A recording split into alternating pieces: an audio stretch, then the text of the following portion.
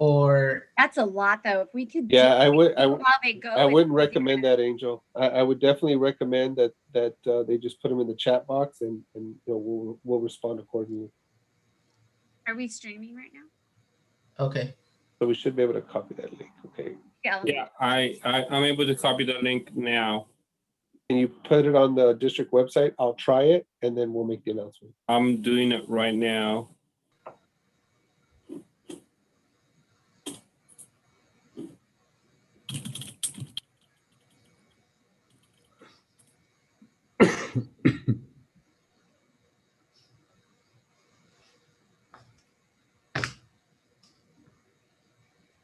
Do I have to refresh the website? Is that... Yeah, just give me a sec.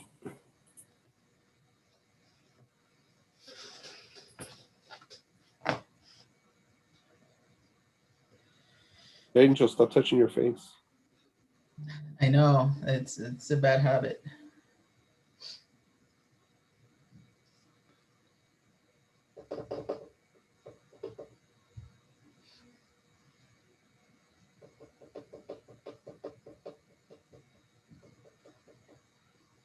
You getting close, Mr. Chen? It's 6:03.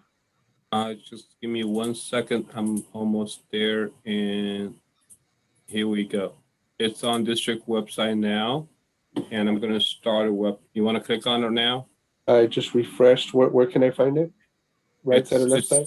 It's on the left side, right underneath, right above the board meetings. Above? Above, I have calendar. I have school board meeting agendas, Zoom board meeting link. Can you refresh one more time? It's called MUSD event live on YouTube. There it is. Got it. Click on it.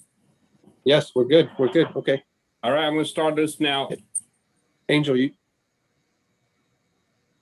can make that announcement, sir. Okay. We're ready. Good evening, everyone. My name is Angel Barnuevo, the Community and Public Information Officer for the Montebello Unified School District. Thank you for joining us for our third community forum. Tonight's discussion will be a continuation of some of the questions and the conversations that we had of our last community forums that we held 2 weeks ago. We're going to give folks about a minute or two to sign in, and I will introduce our Superintendent of Schools, Dr. Martinez, shortly. Thank you.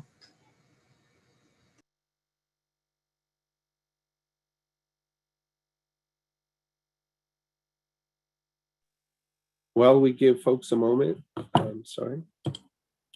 Hi, my name is Don Ellingson, Interim Assistant Superintendent Business Services. While we give folks a moment to join into our webinar, I can see it's growing. On our district's main webpage, you'll see on the left column, we have a link to our YouTube channel where we're streaming this event live. You can share that with your family and friends so that if they're unable to access Zoom, they can see it on the internet on YouTube. Thank you, Mr. Ellingson. Buenas tardes, mi nombre es Ángel Barnuevo, estoy con el distrito de Montebello. Estamos esperando unos minutos. Si gusta escuchar este foro comunitario en español, puede cambiar el lenguaje. Le da una opción abajo para escuchar este foro en español. Simplemente tiene que cambiar de inglés a español. Gracias.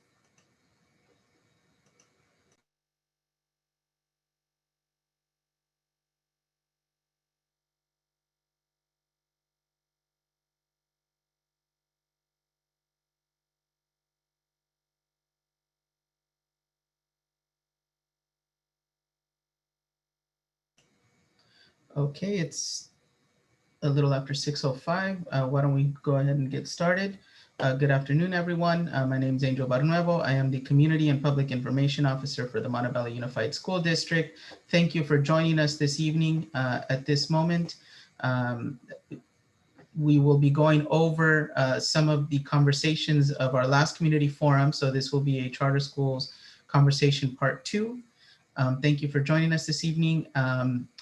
I'd like to introduce our superintendent of schools, Dr. Anthony Martinez, and really quick, para todos que gustan escuchar este foro comunitario en español, si se está ofreciendo en español, simplemente tiene que cambiar el lenguaje abajo de su screen. Si le hace clic en español, podría escuchar este foro comunitario en español. Gracias. El doctor Anthony Martinez. So yes, good evening, community members. We'd like to welcome you to our community forum, presenting to you clarifying information based on the community forum that was held 2 weeks ago. We appreciate your questions and your input, so we do encourage you to continue posting those on our questions and answers via the chat. We will try to answer as many live and taking advantage of the opportunity. We are also being mindful that we want our community members to not leave without answers, so we will also be answering some questions via the chat. Furthermore, I'd like to just mention and welcome that we do have Board Member Gutierrez with us this evening. And so with that, I'd like to turn it over to Mr. Barnuevo, who's going to then start our community forum for this evening. Once again, thank you and welcome for joining us. Thank you, Dr. Martinez. At this moment, I do believe we have a presentation that will be shared tonight. If throughout the presentation you'd like to submit some questions, please submit them through the Q&A that is located at the bottom of your screen. We will do our best to get to all of your questions, whether it's answering them verbally or answering them via written response. Para los que quieren escuchar este foro comunitario en español, sí se está ofreciendo en español. Simplemente puede cambiar los settings abajo de su pantalla. Hay un botón que dice Translation o Live Transcript. Si hace clic ahí, le puede cambiar el setting a español y podría escuchar esta presentación en español. Muchísimas gracias. At this moment, I'd like to introduce Dr. Kevin Ewan with the presentation. Thank you. Good evening, community members. Thank you for joining us this evening. Tonight, we're going to have a conversation about our charters or the charter schools that will be starting up in our district next school year. It's a continuation of the discussion that we had at our previous community forum. Based on the questions and some of the feedback that we received, it appeared that many of the community members wanted to learn a little bit more about the charter school, specifically Proposition 39, and also some of the formulas and calculations that are used for Proposition 39. Just to let you know, I will be speaking a little bit more slowly so that our translators can have time to translate. So just bear with me, please. Thank you.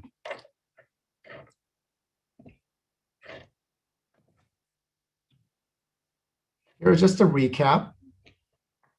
In case we have some new attendees today, Proposition 39 was approved by California's voters in November 2000. And this amended California Education Code Section 47614. And under Proposition 39, school districts are required by state law to share public school facilities fairly among all public school students, including those in charter schools.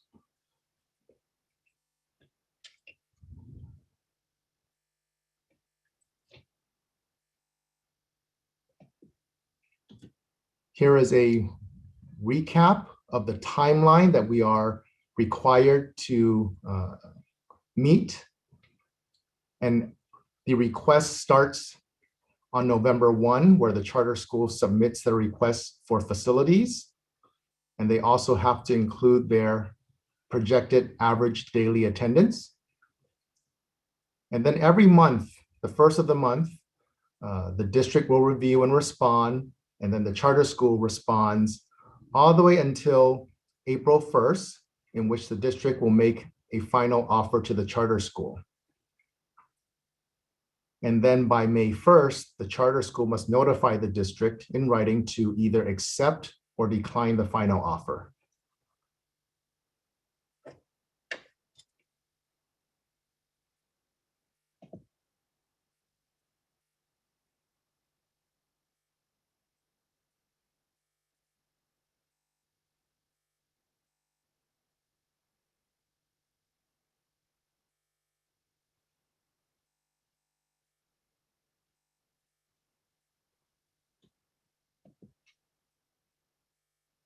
So here are some of our school district's obligation based on this education code.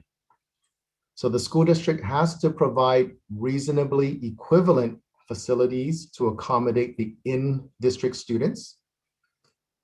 So that means that students who live in our boundaries, they are counted during those projections. So we need to provide facilities that are reasonably equivalent for the students who live in the Montebello Unified School District boundary.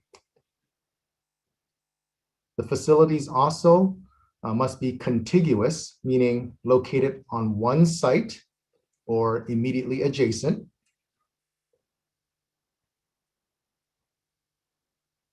The facilities must also be furnished and equipped.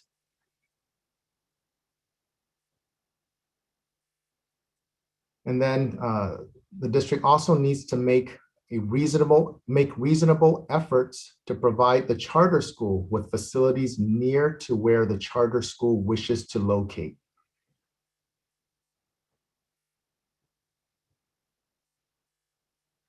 And then the district also provide repairs to the facility, because ultimately these facilities belong to the district.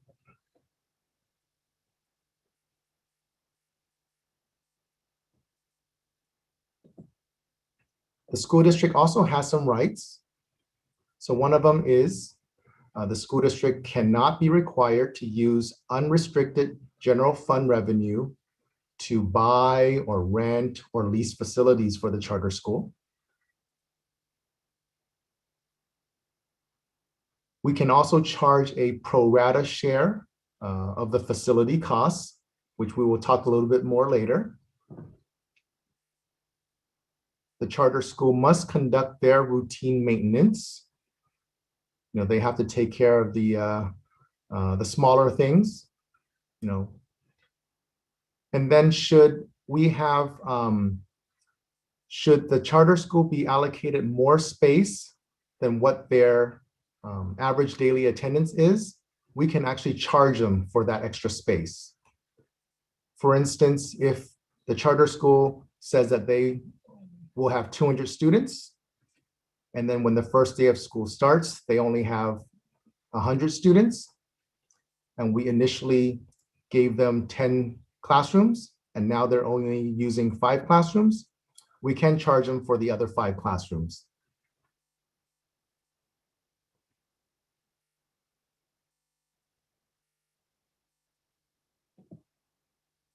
So one of the questions from the last forum was, how were schools selected? So this is the process that is in the education code. So the first thing is the district needs to develop a comparison group of schools. So this comparative group of schools, we look at schools that are in our district of similar grade levels and the high school attendance area where the majority of the charter students would have attended. So what that means is when the charter schools apply for Proposition 39, they give the school district a list of students who are meaningfully interested in attending their school. Then the district takes a look at that list and we verify all of the addresses and we determine which high school attendance area each student lives in. And then we see how many students come from each high school attendance area. And I have an example for all of you on the next slide. So for example, we have 80 students who were meaningfully interested in attending the charter school. And if they were to attend Montebello Unified School District schools, their high school attendance area would be Montebello High School. We have 39 students who were meaningfully interested in attending the charter school. And if they were to attend our high schools, then they would go to Sure High School. And then we also have 28 students who showed interest in attending the charter school. But if they were to stay with Montebello Unified, then their high school attendance area would be Bell Gardens High School. So we break down the students by high school attendance area. In this example, these are the actual numbers from that time charter school gave to our district. And because it is a high school, there's only one high school for each of these attendance areas. And that's why we compare all of them in this case.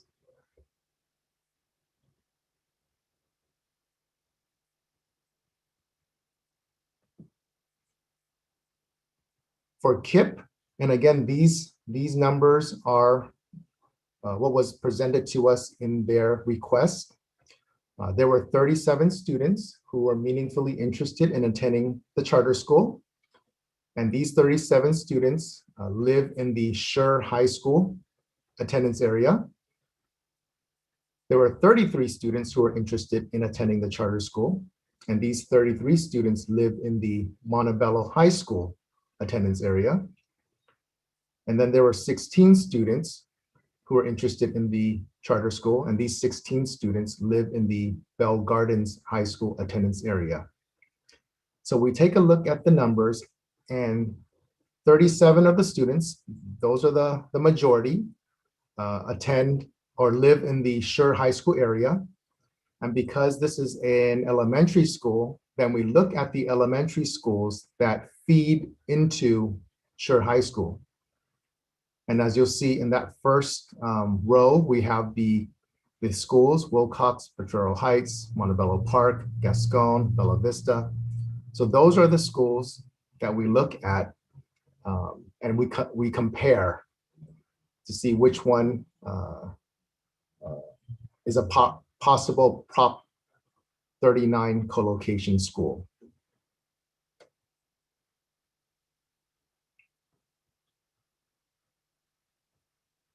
So after that is done, then we have to determine the number of teaching stations, any type of specialized rooms, any type of non-teaching stations, and determine how much space we allocate to the charter school. So a teaching station is generally a classroom where instruction happens, where a teacher occupies that room and there's rostered students. Specialized classrooms are generally classrooms like science labs or computer labs. And then non-teaching stations are generally the cafeteria, the kitchen, the playground, the field.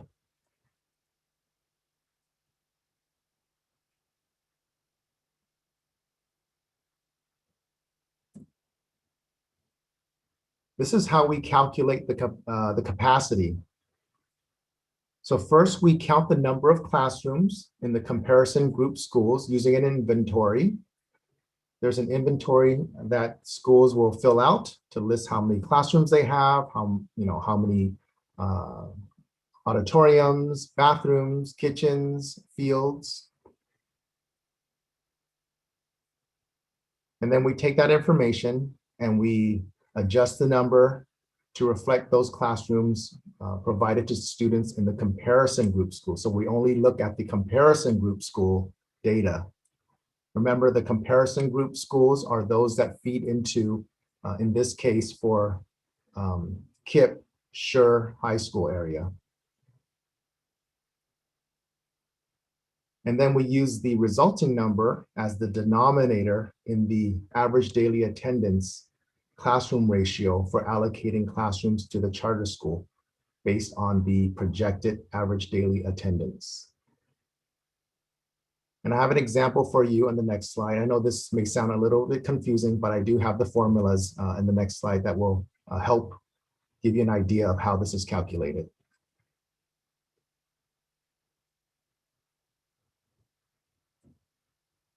So here's the example. This one is for Joseph Gascon.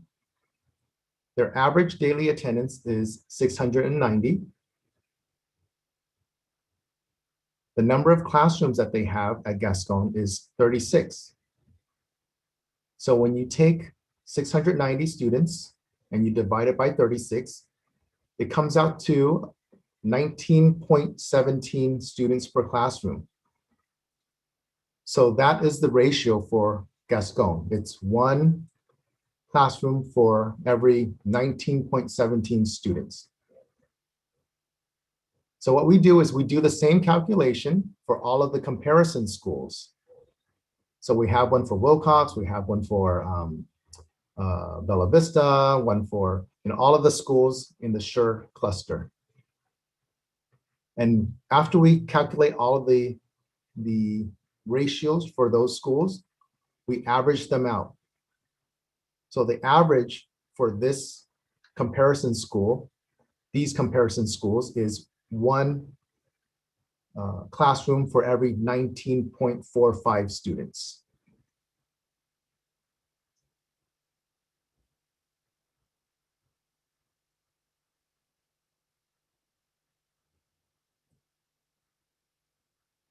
So this is how we determine how much space we give to the charter schools.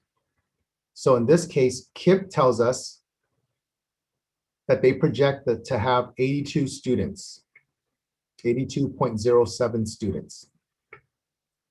So our comparison group teaching station ratio is 1 to 19.5 students. So we take their projection, which is 82.07, and we divide it by 19.45, and that comes out to 4.22 classrooms needed. So in this case, we round up, so that comes up to 5 exclusive use teaching stations, meaning these 5 classrooms are for teaching stations only. That's for their use. So in addition to the 5, we also include the specialized and shared spaces. So if you recall, the specialized spaces are the, for instance, computer labs or science labs. The shared spaces can be the cafeteria, the field, the auditorium.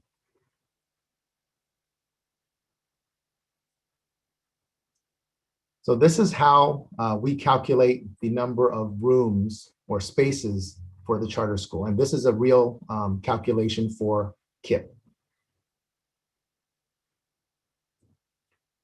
So for time, same calculations, but just different numbers.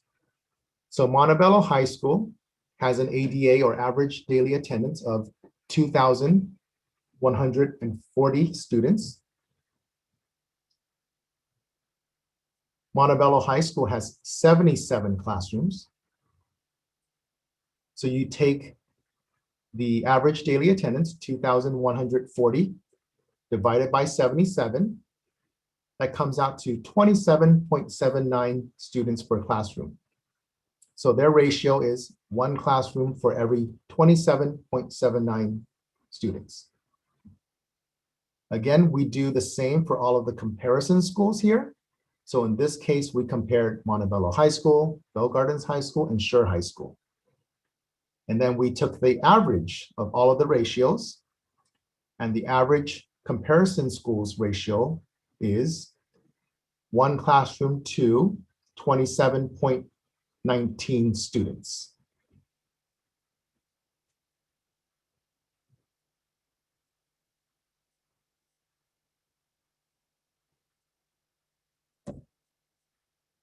Time Charter School is projecting to have about 126.64 students. So we take our comparison group ratio, which was one classroom for every 27.19 students. We take times projection, 126.64 students, divided by 27.19, which is the ratio, and that comes out to 4.66 classrooms. And again, we round up, so that's 5 exclusive use teaching stations. These are the 5 classrooms that that will be offered for the charter school to teach, to use as teaching stations. And we also include the specialized, again, those are rooms like the science lab or the computer lab, and shared spaces such as the field, auditorium, kitchen, cafeteria.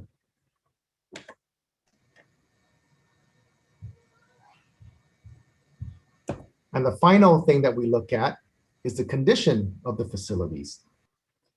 So we take a look at the schools in that comparison group. Sorry, we- Doc- sorry, Uh-huh. Dr. Yuen. Before we continue, we're getting a lot of specific questions, and I think many of these questions you've already covered. But before they build up, do you think this would be a good point to address some of them, or would you like to continue with the presentation? Sure, we can address some of them. Okay, perfect. So let me read off. A couple of them are legal questions in terms of what is the district doing? Have they sought legal counsel to look, at the different options? And I believe that was covered at some of our board meetings, right? Yeah, so the district has worked very closely with legal along the way since the first request in November. We work with legal, and so everything that we're working with them on complies with the law. Perfect. What are the next steps if charter declines the final offer? Or what if there's no agreement between both parties by May the 1st? That's something that our legal team is researching right now. But from my understanding, there could be some type of impasse. So it may lead to some type of mediation or some type of resolution from a third party. Okay, perfect. We also have a parent from Bella Vista who highly objects the consideration of co-locating, and they want to know, will these comments be read, or will they be sent over to our Board of Education? And I do believe we do have some Board of Education members with us tonight, and many of these have been expressed or shared at our Board of Education meetings as well. And then there's also a place for these at our board meetings. If you call in right at 6 p.m., you can request to provide a public comment, or you can also email your public comment before, and all of the comments received will either be read or we'll call the person back and have that person make the public comment live. Perfect. Thank you, Dr. Yuen. There was also another question if charter schools accept all students, and once in place, do they find loopholes not to accept certain students? Again, by law, as mentioned at the previous forum, charter schools should accept all students who are interested in applying. Perfect. Let me just run through the chat here. Another question regarding to space. If enrollment goes up at our school, would the charter school lose space, or do our children need to be sent to another school? So with Proposition 39, this is an annual request. So every year, the charter school has to apply or make this request. It's not a one-time and done type of process.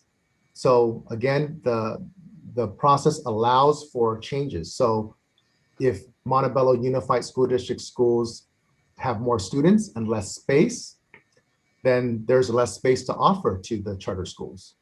Or if the charter schools have less students, then we offer less rooms for them. So this is a process that the charter schools have to apply or request every year by November 1st. Perfect. Thank you. One last question here that I see. If KIP requested Bella Vista, why was Gascon offered? And I believe you covered some of the process on how we selected what space is available and where throughout the district, correct? Correct. Yeah. Okay, and I believe we're all caught up at the moment. All right, and then again, we'll just move on and then we'll take a pause for additional questions. So the last aspect that we look at is the condition of the facilities. So that include the size of the campus, the condition of the interior and exterior surfaces, mechanical or plumbing or electrical, technology resources, even the furnishings and equipment, and fields and play areas. And we just want to make sure that what our students have is comparable to what we offer to the charter schools. So once we have determined the school and the number of rooms, then we have to calculate what we call the pro rata share. And this is what the charter school pays the district to use these shared spaces.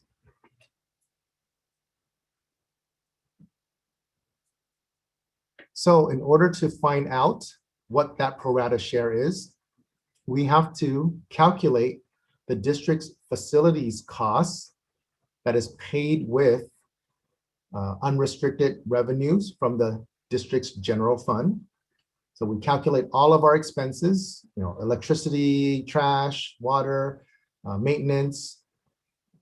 Then we divide that number by the total number of square feet of district space. And then we multiply that by the total number of square feet allocated to the charter school. So again, I have some examples to help clarify this. So this is the time charter school calculation. So here is what the district pays in terms of facilities costs. As you can see, there's pest maintenance, there's supplies and repairs, there's trash, rubbish removal, there's just general maintenance, electricity, gas, water, telephone, insurance, landscaping, custodial. Similar to what we pay, at our homes or where we live, the district has expenses too in order to maintain our facilities. So if you take a look at the bottom right, the total cost comes out to a little bit over $27 million annually.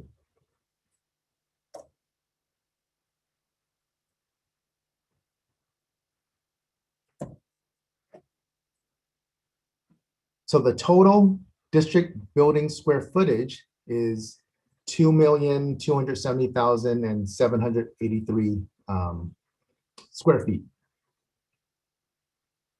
So what we do is we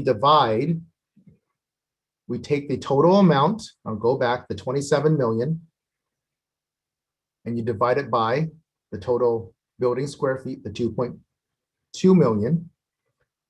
And that comes out to, if you take a look at the second column, the $12.07 per square foot. So then what we do is we take the $12.07 per square foot and we multiply it to the shared space area, which is 30,523. And that comes out to $368,412. That's for the shared space. So again, that's the field, that's the cafeteria, the kitchen, anything that is shared. We also take the $12.07 and we multiply it by the square footage for the exclusive space, meaning the space that only the charter school uses. Remember, those are the 5 classrooms. So in this case, those 5 classrooms, the exclusive areas is 5,760 square feet.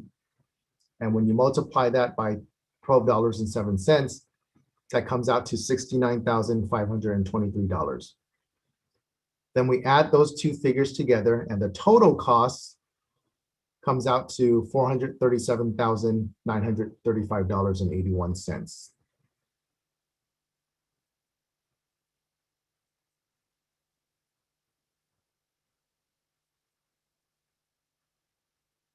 We do the same thing for KIPP.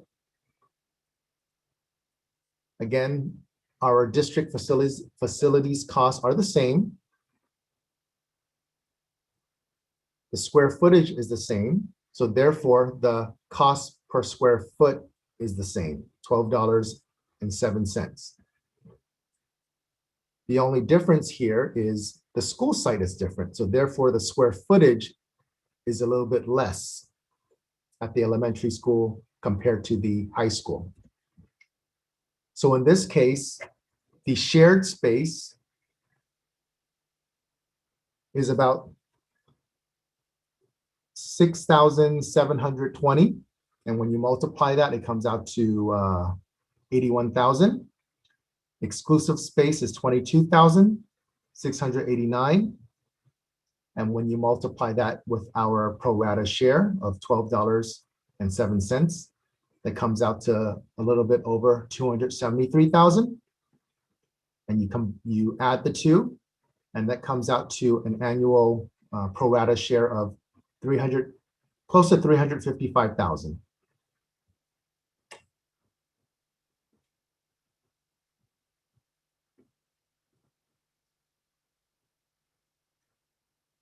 So that is how, this is the process that school districts go through to, one, determine which schools to offer, two, how much space to offer, and three, the cost that the charter school has to pay for this space. So at this time, this concludes this presentation. Again, based on the previous forum, there was questions about how these costs, the location, and space was determined. So this is the way that this is how we determine the space, the location, and the costs. So I think this would be a good time to answer any questions as well. Okay, thank you, Dr. Yuen. It's going back to some of the questions. If Bella Vista is not a good fit, will our students be displaced? And we do not want to, will they have to lose their computer labs? Our students will not be displaced, and students will not lose anything that they already have. Perfect. Somebody had a follow-up question about our special needs population and if we will be keeping those resources at our schools. Again, all of our students will continue to attend the schools where they currently attend. And then any resources that they have available at the school will continue to be available for the students, if not more. Perfect. Thank you. This one is specific to charter schools. Are charter schools going to be accountable for the monies they receive? Will there be any restrictions on how their money is spent and transparency on how they spend their money? So I don't know if we can specifically answer to what programs they'll offer, right? In terms of the monies, yes, the charter schools are accountable. So for KIPP, the Los Angeles County Office of Education approved their charter. So they have to report to the county, and the county oversees their charter. For time, the State Board of Education approved their charter, but a recent law passed that allows the state to delegate the oversight to the county. So most likely the county will oversee time as well. So both charter schools will submit their plans, their budgets, anything with compliance to the county for the county's approval. Perfect. Thank you, Dr. Yuen. We have another question. Does MUSD have the right to decline the proposal by charter schools? Are there any instances where the Montebello Unified School District would have the legal right to reject a request for co-location? And I believe this goes back to Prop 39. Yeah, so again, by law, we are required to share space with our charter schools. Thank you, Dr. Yuen. We also have somebody asking to see the calculations for all of the schools, please. So we might be able to provide that at some point, right? I'm assuming the calculations, I'm assuming that the request is talking about, Yes. yeah, actually, the calculations are available. It's in the board agenda packet. And give me a second, maybe if somebody else is able to answer the questions, I'll look it up and I can post it on the link in our chat box. The entire packet with calculations for all the comparison schools and data is in that board agenda item. Oh, perfect. Thank you, Dr. Yuan.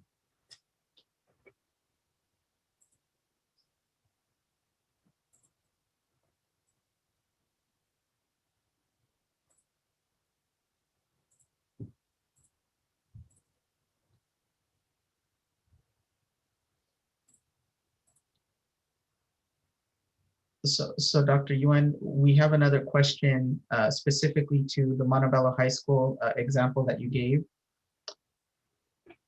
If all 77 classes, will all 77 classes be used? If they are, in order to share classes with the charter school, does that mean the number of students will go up from that ratio of 29.77 per classroom? Can you read that again? Yes, so if, for example, we give up, or if 77 classrooms are being used at Montebello High School in order to share space with the charter school, does that mean the number of students will go up from the 29.77? Meaning, will the students get displaced to other classrooms because the charter schools are now going to be using space at Montebello High School?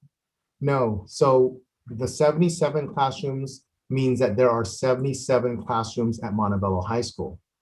But that does not mean that all 77 are being used, or they might be underutilized. So that's why we have these ratios to determine if there's space. But again, Montebello High School students will not be displaced, and nor will resources be taken away from them. Perfect, thank you. We have another question. Does the cohabitation of school need to provide counseling, special education, testing, gate servicing of KIPP or charter school students? Special education, gate, counseling, all of those services are the responsibility of the charter school. So the charter school has it in their plan when they originally submitted their charter to our district, how they would service special ed students, how they would service gate students, how they would service, provide counseling services to students. So they have a plan. They need to hire their own personnel to provide those services, and they provide it. They do not take any of our resources. Perfect, thank you. We have another question. What was the reason for the charter school request? Are they dealing with overcrowding in their own facilities? Both of these charter school, oh, sorry, not both. Time Charter School is a startup charter school, meaning that this is the first school that they're opening. So at this time, they cannot find a facilities to house their school. So that's why they are seeking facilities in our district through Proposition 39. For KIPP, as many of you know, they already have charter schools throughout California. And in their instance, their business model typically is to either buy or lease their own property, but they are having difficulty in finding property in the area. So that is why they are requesting Proposition 39 facilities. Perfect, thank you, Dr. Yuan. And I think Mr. Barnueva, do you mind if I answer one question live? There's a question about COVID-19 compliance. yes. Will the charter schools be accountable for following our guidelines? No, they're a separate school. They have their own guidelines they follow.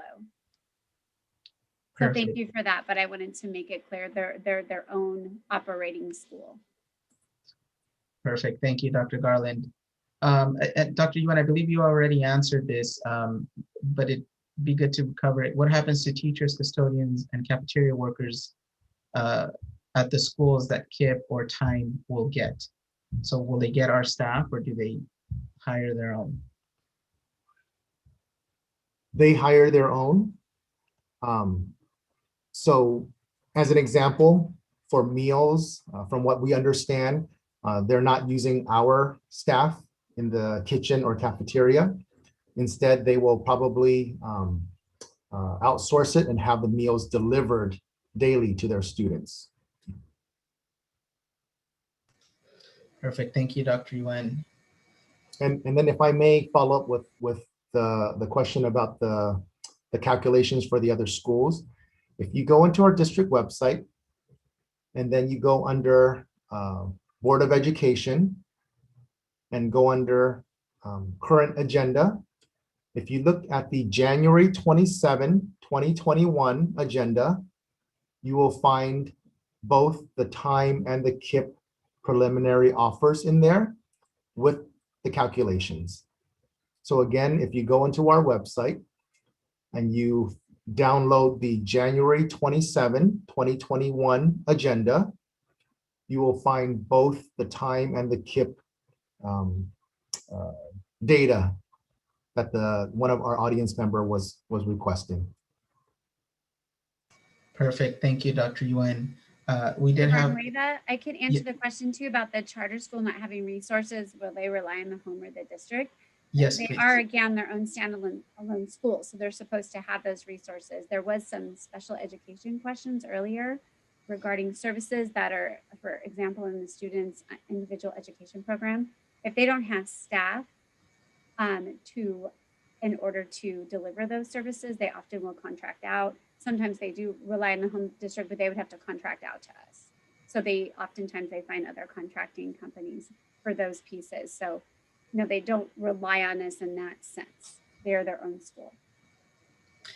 Perfect. Thank you, Dr. Garland. And there was a couple questions that came in on the purpose of tonight's community forum. So tonight's community forum is a continuation of a community forum that we held 2 weeks ago about charter schools that will be operating within our district boundaries.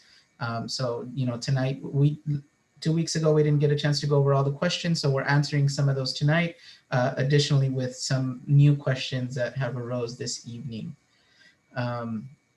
Okay, so other questions that are coming in is the pro rata share calculated for Joseph Gascon or Bella Vista, or has it been generalized? That number is calculated, that pro rata share is for any of our schools. So if you recall, let me go back to the slide. We take the district annual facilities costs. This is the entire district, which is a little bit over 27 million. And then we divide it by the total district square footage building space, which was 2.2 million, a little bit over 2.2 million. And that comes out to $12.07 per square foot. So that applies to any school that we offer. Perfect, thank you. One question that came in, are there going to be high school students attending school next to elementary school students, or was that misunderstood? No, the high school students will be attending or are being offered a high school, and then elementary will be offered elementary. So Time Charter School is a grades 9 through 12 high school. And at this moment, Montebello High School is being offered to them. And then KIPP is an elementary school. They are only starting with transitional kindergarten and kindergarten.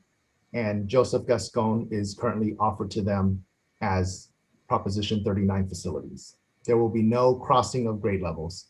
I think maybe the question was, how were schools selected? The law says that we have to go by the high school attendance areas. So if I am a student and I live at the La Merced area, we look at, okay, what high school do I go to? I go to Montebello High, so therefore, I count as a high school, as a student that will attend Montebello High School. So we look at the high school attendance zones. Perfect. Thank you, Dr. Nguyen. We have another question. Will the funds generated be reinvested into non-charter sites? So I think there might be some confusion on us collecting funds from charters. I don't know if Don wants to jump in, but from my understanding, these are what you see in front of you is the cost to operate our school in terms of electricity, gas. So whatever we get back from them just goes in to pay for these costs, because when they're in their classrooms, they turn on the lights, they use water, they use bathroom. So there are costs associated with them being on our campuses. So whatever they pay us is used to help pay the costs that you see in front of you. Thank you. Are these charter schools going to elect their school boards, ensuring that their school board is tied to the community's needs? Are teachers at this charter schools going to be union? Yeah, I'm not, the charter schools typically have their own board. So many of them have already been established. And as for the teachers being union, I'm not sure. Right, the charters would operate independently, right? Correct. If not enough children sign up to the charter schools, will they be required to dismantle? That's a great question. So in order to qualify for Proposition 39, they have to have at least 80 students or 80 students who are interested. So if they don't have that many, then, it doesn't, it doesn't work. So by law, they have to have at least 80 students. Perfect. Thank you, Dr. Nguyen. Dr. Garland, I did see another question about COVID guidelines. If charter schools are more lenient, allowing students who have been exposed or demonstrate symptoms, will district students be exposed regardless of our guidelines? And correct me if I'm wrong, Dr. Nguyen, but the charter schools still have to follow guidelines. If they're being monitored by Los Angeles County of Ed or the state, they still are supposed to follow those guidelines. Is that correct, Dr. Nguyen? Yeah, just like any other school in Los Angeles County and California, we follow whatever the state and the county directs us to do. Thank you. Yes. Perfect. Thank you. A question that just came in: how will shared space be handled or look like when both shared spaces wants to be used at the same time? For example, a science fair in the cafeteria, things of that nature. Yeah, so any shared space will require coordinating and scheduling. So that's something where the charter school principal will work with the Montebello Unified School principal on developing a schedule and times where, students can use those shared facilities. Perfect. We received a few questions on when this is planned for, or when will this begin? This will begin during the fall of the 2021-2022 school year. So charter schools typically apply a year before for facilities. So remember, going back to the timeline, the first time that they can make this request was in November of 2020. And then this takes place in August of 2021. There is a Perfect, thank you. question, Mr. Barnuevo, about Yes. projections for enrollment. There was a board presentation a couple of months ago from Davis Demographics. They did a study for us that do have the projections. So if you would like to email me, I'm happy to share with you the public PowerPoint presentation. So please email me and I will send that to you.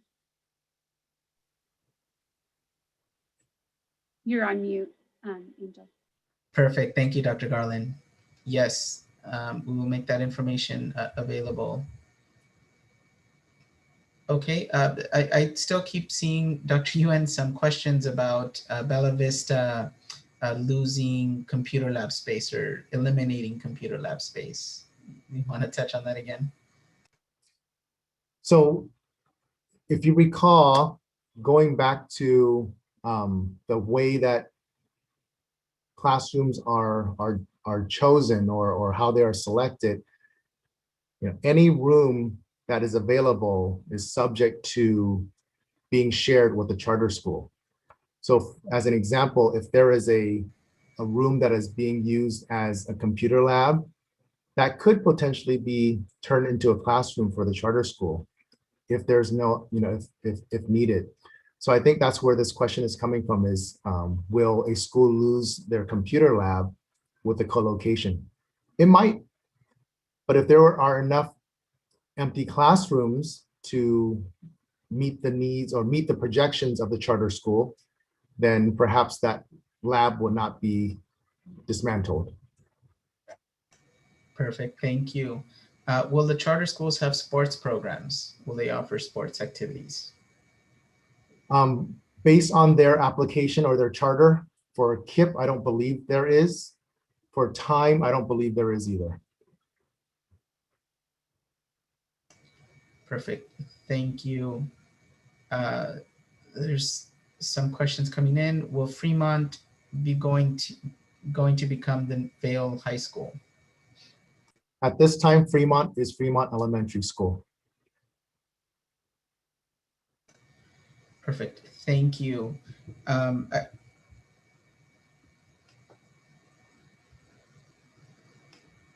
sifting through some of the questions that we've already gone through. Give me just 1 second.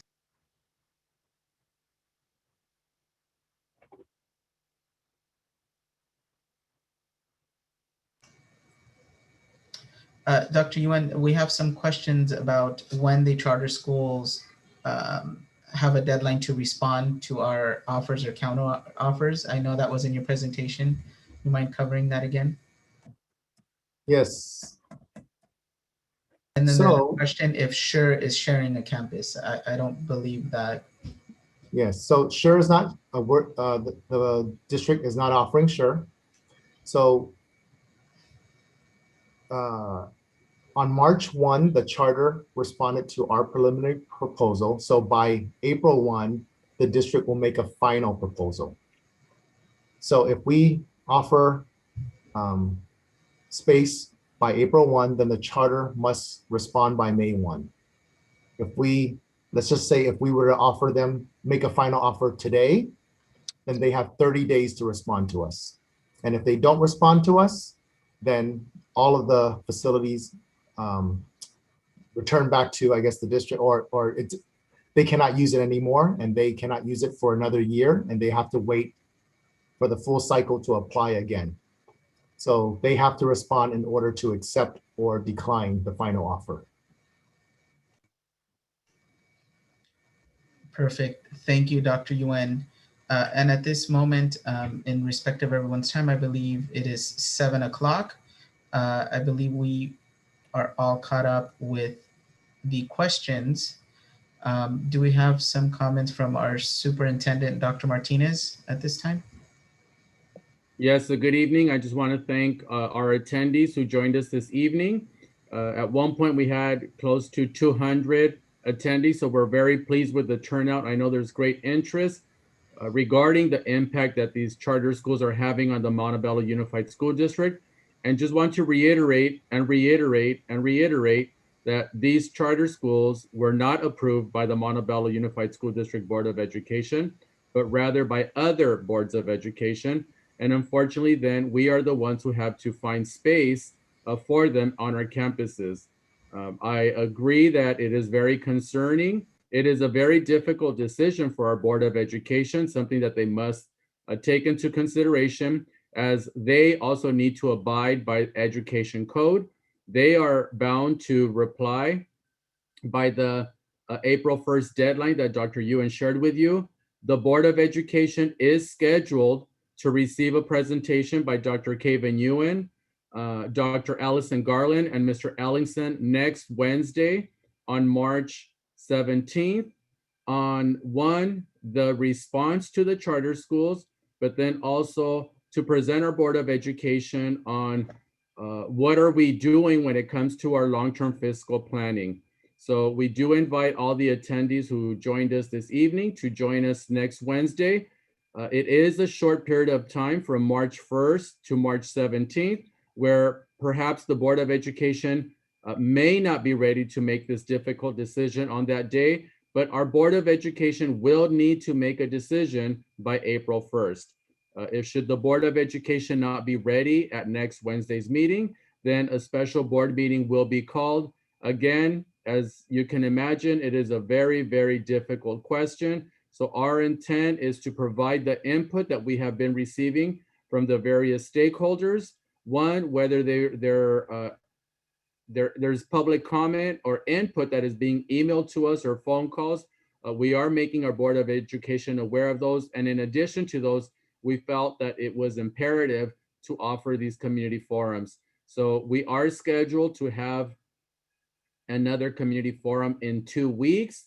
And depending on what happens next Wednesday, that may then influence or determine the topic of the community forum that would be scheduled in 2 weeks. So with that, I want to thank you and be respectful of your time for joining us this evening. And again, want to invite you to the Board of Education that is scheduled to take place next Wednesday on March 17th. As Dr. Yuen mentioned, if you'd like to contribute or participate, you're welcome to submit a public comment, or if you would like to speak in person, then please call the phone number that is listed on the agenda. Once again, thank you very much for joining us this evening. Again, just want to thank Board Member Gutierrez, who was with us this evening, as well as Board Member Magaña. Executive Cabinet, thank you very much for joining and offering the responses to the questions that were asked by our attendees, whether they were verbally or in writing. Back to you, Mr. Barnuevo. Thank you, Dr. Martinez. And again, I'd like to thank everyone for joining us, Dr. Yuen, Dr. Garland, Dr. Martinez, our members of the Board of Education, Mr. Allingson, and our interpreters tonight that did broadcast our meeting in Spanish tonight. We also broadcast live on YouTube, which will be found on our website on the top left-hand corner. So again, thank you very much for joining us tonight. As our superintendent stated, we invite you to join us for our next Board of Education meeting that can also be found on our website. Stay safe and stay warm, everyone. And thank you for joining us tonight. And till our next community forum, thank you. Have a good evening.